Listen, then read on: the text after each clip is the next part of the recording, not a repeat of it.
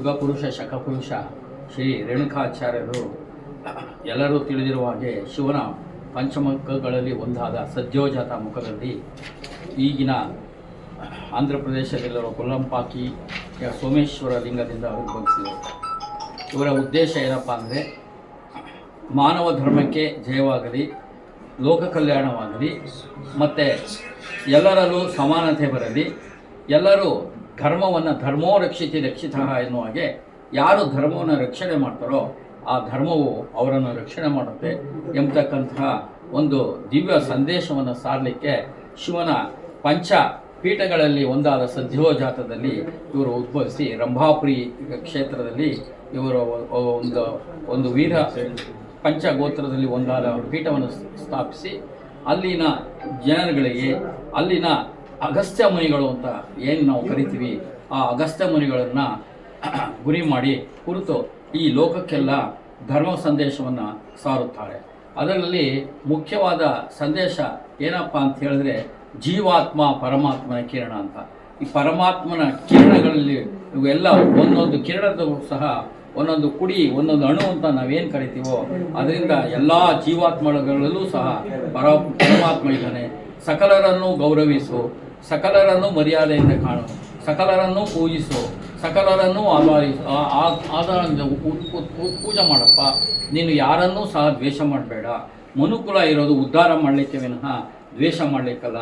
ನೀನು ಸೂಜಿದಾರಾಗಿ ಎಲ್ಲರನ್ನೂ ಒಂದು ಮಾಡು, ಕತ್ರಿ ಥರ ಯಾರನ್ನು ಕಟ್ ಮಾಡಬೇಡ.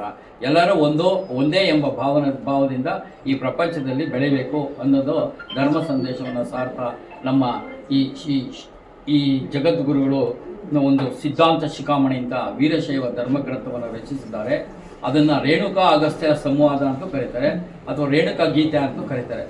ಆ ಒಂದು ಸ್ಥಳದಲ್ಲಿ ಆ ಒಂದು ಧರ್ಮಗ್ರಂಥದಲ್ಲಿ 101 ಸ್ಥಳಗಳು ಇದೆ. ಮೊದಲನೇ ಸ್ಥಳವೇ ಪಿಂಡಸ್ಥಳ ಅಂತ, ಪಿಂಡ ಜ್ಞಾನ ಸ್ಥಳ, ಸಂಸಾರ ಸ್ಥಳ, ಭಸ್ಮ ಸ್ಥಳ ಮತ್ತು ಲಿಂಗದಾಣ ಸ್ಥಳ, ಹೀಗೆ ಹೋಗಿ ಕೊನೆಯಲ್ಲಿ ಜ್ಞಾನಶೂನ್ಯ ಸ್ಥಳ ಅಂತ ಕರೀತಾರೆ. ಯಾವ ಒಬ್ಬ ವ್ಯಕ್ತಿ, ಯಾವ ಒಂದು ಜೀವಾತ್ಮ, ಯಾವ ವಿಚಾರವಾದಿ ಇದನ್ನೆಲ್ಲ ಅಧ್ಯಯನ ಮಾಡಿ ಅದನ್ನೆಲ್ಲ ಮಾಡಿದ್ರೆ ನೀವು ಶಿವನ ಜೊತೆಯಲ್ಲಿ ಸಂಪರ್ಕ ಇಟ್ಕೊಂಡು ನೀವೇ ಶಿವ ಅಂದರೆ ಇನ್ನೇನೂ ಇಲ್ಲ, ಮಂಗಳಕರವಾದ ಶಿವ, ಸರ್ವಾಂತರ್ಯಾಮಿಯಾದ ಶಿವ, ಎಲ್ಲರಿಗೂ ಲೇಸವನ್ನು ಬಯಸ್ತಕ್ಕಂಥ ಶಿವ. ನೀವು ಸಹ ಅದೇ ರೀತಿಯಾಗಿ ಲೋಕ ಕಲ್ಯಾಣವನ್ನು ಮಾಡಿ. ಏಕೆಂತಂದರೆ ನಾವು ನಮ್ಮ ತಂದೆ ತಾಯಿಗಳು ಬೆಳೆಸಿರ್ತಕ್ಕಂಥ ಸಂಸ್ಕೃತಿ ಕೊಟ್ಟು ಬೆಳೆಸಿರ್ತಕ್ಕಂಥವ್ರು, ಅವ್ರ ಆಸೆಯನ್ನು ತಂದೆ ತಾಯಿಗಳು ಎಲ್ಲರೂ ನಮ್ಮ ಮಕ್ಕಳೆಲ್ಲ ನಮ್ಮ ಥರನೇ ಆಗಬೇಕು, ಲೋಕ ಕಲ್ಯಾಣ ಮಾಡಬೇಕು, ಯಾರಿಗೂ ಕೆಡಕನ್ನು ಬಯಸಬಾರ್ದು ಅನ್ನೋದು ಧ್ಯೇಯ ನಮ್ಮ ತಂದೆ ತಾಯಿಗಳು. ಹಾಗಾಗಿ ನಮ್ಮ ಮುಂದಿನ ಪೀಳಿಗೆಗೂ ಸಹ ಇದನ್ನೇ ನಾವು ಸಾರಬೇಕು. ಇದನ್ನು ಶಿವ ಆವಾಗಲೇ ನಮಗೆಲ್ಲ ಸಾರು ಕಳಿಸಿದ್ದಾನೆ. ನೀವು ಸಹ ಶಿವ ಆಗಬೇಕು, ಎಲ್ಲರಿಗೂ ಇದ್ದದ್ದನ್ನು ಹಂಚ್ಕೊಂಡು ತಿನ್ನಬೇಕು ಅಂಥೇಳಿ ಪಂಚಭೂತಗಳನ್ನು ಕೊಟ್ಟ, ಮತ್ತು ಈ ದವಸ ಧಾನ್ಯಗಳನ್ನು ಕೊಟ್ಟ, ಒಂದೇ ಥರ ಸೂರ್ಯ, ಒಂದೇ ಥರ ಬೆಳಕು, ಒಂದು ಗಾಳಿ, ನೀರು ಎಲ್ಲನೂ ದಯಮಾಡಿಸಿರ್ತಕ್ಕಂಥ ಈ ಪರಶಿವನ ತತ್ವವನ್ನು ಸಾರ್ತಕ್ಕಂಥವರು ರೇಣುಕ ಭಗವತ್ಪಾದರು. ಈ ರೇಣುಕ ಗೀತೆಯನ್ನು ಯಾವ ಮನುಷ್ಯ ಅರ್ಥ ಮಾಡ್ಕೊತಾನೋ ಅವನು ನಿಜವಾಗ್ಲೂ ಶಿವ ಸಾಯುಜ್ಯ ಹೊಂದಿ ಸಾಧಕನಾಗಿ ಒಂದು ಮೋಕ್ಷವನ್ನು ಸದ್ಗತಿಯನ್ನು ಪಡೆಯಲಿಕ್ಕೆ ಅವಕಾಶ ಆಗುತ್ತೆ ಅಂತ ಹೇಳಿ ನಮ್ಮ ಧರ್ಮ ಲೇಖನದಲ್ಲಿ ಉಲ್ಲೇಖ ಇದೆ. ಹಾಗಾಗಿ ಎಲ್ಲರೂ ಈ ಯುಗಪುರುಷ ರೇಣುಕಾಚಾರ್ಯರ ಜಯಂತಿಯನ್ನು ಆಚರಿಸಬೇಕು, ಗೌರವಿಸಬೇಕು ಮತ್ತು ಭಕ್ತಿಪೂರ್ವಕವಾಗಿ ಅವರನ್ನು ನಮಿಸ್ಬೇಕು. ಏಕೆಂದರೆ ಲಿಂಗ ಮಧ್ಯೆ ಜಗತ್ ಸರ್ವಂ ಅಂತ ಹೇಳ್ತಾರೆ. ಲಿಂಗ ಅಂತಂದರೆ ಇನ್ನೇನಿಲ್ಲ, ಈ ಭೂಮಿ ಮೊದಲು ಲಿಂಗಾಕಾರದಲ್ಲೇ ಇತ್ತು, ಅದು ಓಪನ್ ಆದಾಗ ಈ ಜಗತ್ತು ಇಡೀ ವಿಶ್ವವೇ ಬಂದು ಅದನ್ನು ಲಿಂಗ ಅಂತ ಕರೀತಾರೆ. ಆ ಲಿಂಗದ ಸಂಕೇತವಾಗಿ ನಾವು ಎಲ್ಲ ನಮ್ಮ ಹೆಬ್ಬೆರಳಿನ ಸಂಕೇತವಾಗಿರ್ತಕ್ಕಂಥ ಲಿಂಗವನ್ನು ಇಟ್ಕೊಂಡು ಪೂಜೆ ಮಾಡ್ತೀವಿ. ಸರ್ವರೂ ಅದನ್ನು ಪೂಜೆ ಮಾಡಿ ಸದ್ಗತಿ ಹೊಂದಬೇಕು, ಸರ್ವರೂ ಬಾಳಬೇಕು, ಸರ್ವರಿಗೂ ಸಹ ಈ ಒಂದು ಅವಕಾಶ ಇದೆ ಅಂತ ಹೇಳೋದನ್ನು ಯುಗಪುರುಷ ರೇಣುಕಾಚಾರ್ಯರು ತತ್ವವನ್ನು ಬೋಧಿಸಿದ್ದಾರೆ.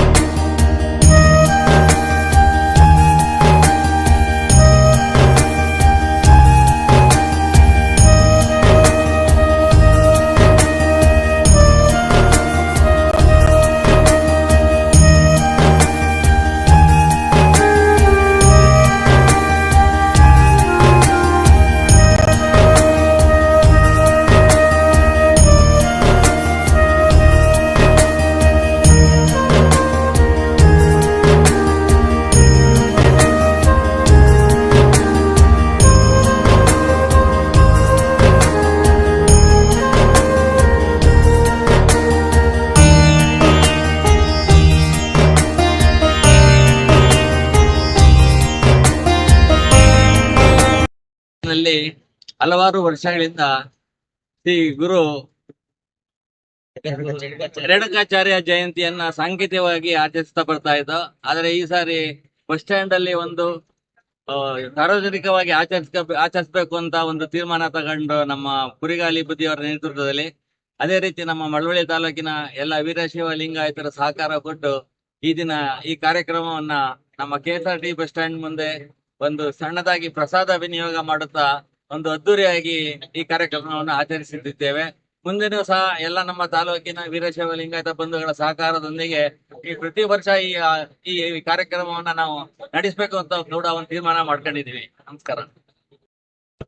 ಇದು ಜಗದ್ಗುರುಗಳಾದಂತ ಶ್ರೀ ರೇಣುಕಾಚಾರ್ಯರ ಜಯಂತಿಯನ್ನ ಮಳವಳ್ಳಿ ಎಲ್ಲಾ ಸದ್ಭಕ್ತರು ಸೇರಿ ಇವತ್ತು ಅನ್ನ ಸಂತರ್ಪಣೆ ಕಾರ್ಯಕ್ರಮ ಇಟ್ಕೊಂಡಿದ್ದಾರೆ. ಎಲ್ಲಾ ವರ್ಷಗಳಂತೆ ಈ ಜಯಂತಿನೂ ಕೂಡ ಒಂದು ಸದ್ಗುರು ಜಯಂತಿ, ಎಲ್ಲಾ ಮಳವಳ್ಳಿ ಜಯಂತಿಗೆ ಮತ್ತೆ ಇಲ್ಲಿ ನೆರೆದಿರುವಂತ ಎಲ್ರಿಗೂ ಆಶೀರ್ವಾದ ಮಾಡ್ಲಿ, ನಮ್ಮ ರಾಜ್ಯಕ್ಕೆ ನಮ್ಮ ದೇಶಕ್ಕೆ ಎಲ್ಲಕ್ಕೂ ಒಳ್ಳೇದಾಗ್ಲಿ ಅಂತ ದೇವರನ್ನ ಕೇಳ್ಕೊಂಡು ನಮ್ಗೆ ಹೇಳೋದು.